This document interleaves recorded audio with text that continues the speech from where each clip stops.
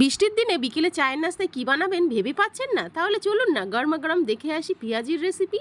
এই রেসিপি তৈরি করার জন্য প্রথমে আমার লাগবে পেঁয়াজ। আমি এখানে এক বাটি পেঁয়াজ নিয়ে কুচি করে নিয়েছি, হাত দিয়ে একটু মাখিয়ে নিচ্ছি। তারপর এখানে দিয়ে দেবো কাঁচা লঙ্কা কুচি, যত ইচ্ছা দিয়ে দিন। তারপরে দেবো স্বাদ মতো লবণ, হাফ চামচ হলুদ গুঁড়ো, হাফ চামচ জিরে গুঁড়ো, কোয়াটার চা চামচ দেবো গরম মশলার গুঁড়ো, সঙ্গে দিয়ে দেবো এক চামচ আদা রসুন বাটা, আর দেবো 1 কাপ বেসন, 2 চামচ কর্নফ্লাওয়ার না থাকলে কোনো চিন্তা নেই, দিয়ে দিন 2 চামচ শুকনো চালের গুঁড়ো। মিশতে না চাইলে দিয়ে দিন জল সামান্য একটু, দিয়ে খুব ভালো করে মিশিয়ে দিয়ে দেবো ধনেপাতা কুচি।